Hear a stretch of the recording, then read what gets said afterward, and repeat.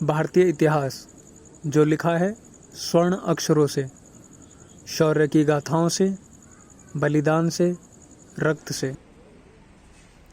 इसी इतिहास में है कुछ काले पन्ने जिनकी शुरुआत होती है 12वीं शताब्दी के शुरुआत से।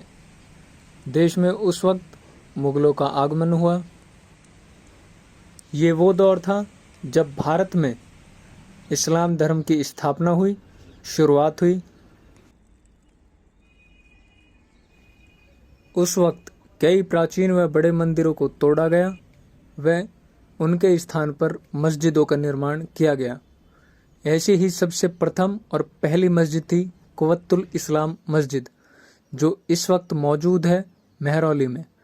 मेहरौली जो कुतुब मीनार के लिए काफ़ी प्रसिद्ध है, और कुतुब मीनार के ही प्रांगण में मौजूद है ये कुव्वतुल इस्लाम मस्जिद।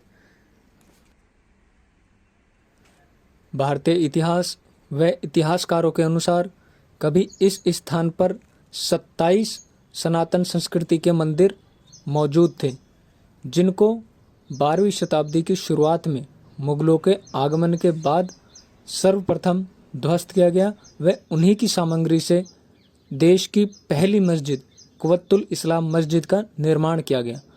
आज हम उसी मस्जिद में आए हैं मंदिरों के अवशेषों को देखने के लिए। देश में मौजूद वक्त में बहस जारी है कि कुतुब मीनार को किसने बनवाया। कुछ इतिहासकार व संगठन इसे भारतीय सनातन संस्कृति का ही कोई स्मारक बताते हैं और अपने दावे पेश करते हैं। उन्हीं में एक दावा है कि कुतुबुद्दीन के समकालीन हुए हसन निजामी ने एक पुस्तक लिखी जिसका नाम था ताजुल मसीर। इसमें 27 मंदिरों को तोड़कर मस्जिदों के निर्माण की बात कही गई है, लेकिन इसमें कहीं भी किसी मीनार के निर्माण के बारे में कोई लेख नहीं है या कोई अध्याय नहीं है, जबकि ये मीनार काफ़ी विख्यात है, काफ़ी प्रसिद्ध है और खुद में इतिहास व इतिहास की बातों को समेटे आज भी ज्यों की त्यों खड़ी है। मेरे YouTube चैनल में आपका स्वागत है व आपसे निवेदन है हमारे साथ भारत यात्रा श्रृंखला में जुड़े। कृपया मेरे चैनल को सब्सक्राइब करें, साथ ही में बेल आइकन को भी दबाएं, जिससे आने वाली सभी वीडियोस का नोटिफिकेशन सबसे पहले आप तक पहुंचे। हसन निजामी ने लिखी पुस्तक ताजुल मसीर में 27 मंदिरों को तोड़कर मस्जिद के निर्माण की बात साफ साफ लिखी है, और उसी बात की पुष्टि करने के लिए हम इन आकृतियों को, कलाकृतियों को व स्तंभों को देख रहे हैं। अभी हमारे सामने एक स्तंभ है जिस पर प्राचीन भारतीय सनातन संस्कृति की झलक साफ दिखाई पड़ती है। साथ ही मैं आपको बता देना चाहता हूँ, जब जब मैं कहूँगा प्राचीन भारतीय सनातन संस्कृति, तो आप आज के मौजूद वक्त के हिंदू, जैन या अन्य किसी भी जाति धर्म संगठन को जोड़ सकते हैं। स्तंभ पर मौजूद कलाकृति हमें बताती है कि यह 100% भारतीय सनातन संस्कृति का ही हिस्सा है। अभी स्तंभ पे ऊपर घंटियां बनाई हुई दिखाई दे रही हैं, वह थोड़ी जैसे नीचे नज़र डालते हैं तो पत्ते दिखाई पड़ते हैं। उसी के नीचे सूर्य देव की एक तस्वीर दिखाई देती है। साथ ही में आपको घंटी दिखाई दे रही होगी। थोड़ी आगे चलते हैं तो हमें ये मूर्तियां दिखाई पड़ती हैं, जिसमें साफ साफ ये दिखाई पड़ता है कि ये प्राचीन सनातन संस्कृति का ही हिस्सा है, क्योंकि इस तरह की देवियों की तस्वीरें सिर्फ और सिर्फ सनातन संस्कृति के ही हिस्से हैं। इस्लाम में मूर्ति पूजा के लिए मान्यता नहीं है।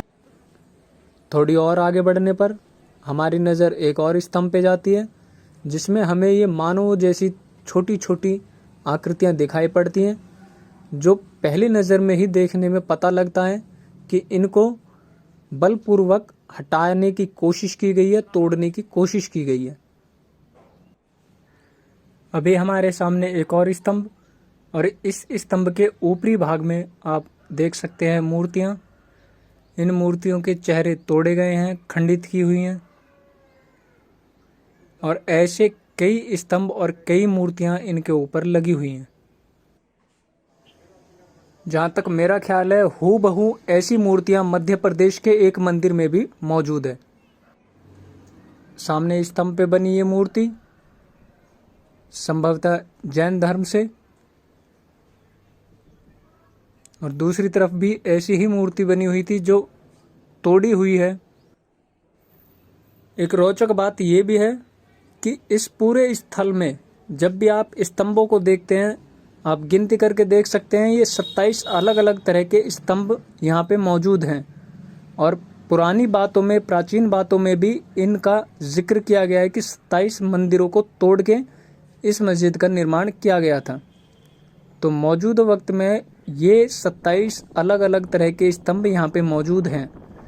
इस तरह की कलाकृति, इस तरह की बनावट सिर्फ और सिर्फ सनातन संस्कृति में ही मौजूद थी। यहाँ पर छत के ऊपर एक और छत है, और ऊपर वाली छत पे जब हम नज़र डालते हैं तो हमें एक पट्टी दिखाई पड़ती है जिस पे लगातार देवी देवताओं की ही आकृतियाँ बनी हुई हैं। इन मूर्तियों को देखने के बाद जब दूसरी तरफ हमने देखा तो हमें प्राचीन भारत की ही एक और झलक दिखाई दी। ये भी साफ साफ सनातन संस्कृति का ही हिस्सा। फिर एक बार दोहराना चाहूँगा, सनातन संस्कृति से मेरा मतलब है मौजूद वक्त के सभी जाति धर्म।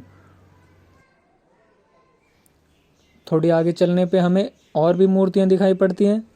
उन्हीं में से एक मूर्ति ये है जो पहली नज़र में देखने में श्री गणेश की मूर्ति लगती है, और ऐसी ही मूर्ति एक और हमें मलबे में दिखाई पड़ती है। बहुत ध्यान से देखने पे ये महसूस होता है कि ये सेम हूबहू वही मूर्ति है। स्तंभ पे बहुत सफाई से उकेरी गई ये फूल पत्ती, व उसके ऊपर घंटी, कलश व अन्य स्तंभ हमारे सामने। बहुत बारीकी से देखने पे इनमें आपको कमल पत्तियां, कलश, घंटियां, सूर्यदेव नारायण व देवियों की तस्वीर भी दिखाई पड़ती है।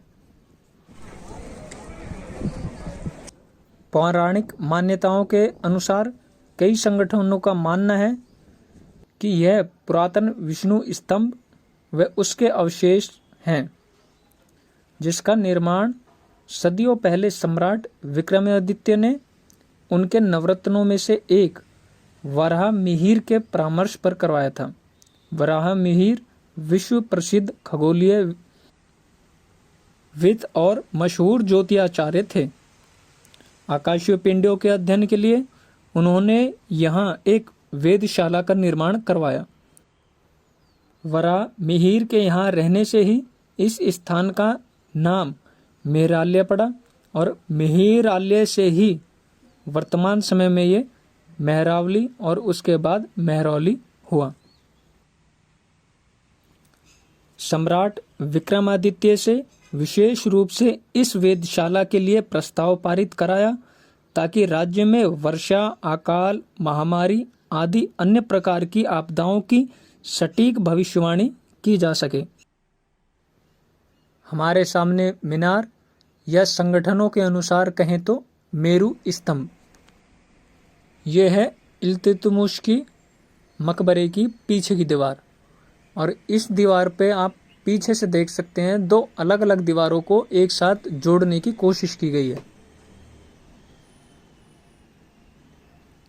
संगठनों के अनुसार यह भी एक मंदिर था जिसको आधा ही ध्वस्त करके यहाँ पे इल्तुतमिश का मकबरा बना दिया गया, और पीछे से देखने पे ये प्रतीत होता है कि हाँ, ये दो अलग अलग दीवारें हैं जो अलग अलग समय पे बनाई हुई हैं।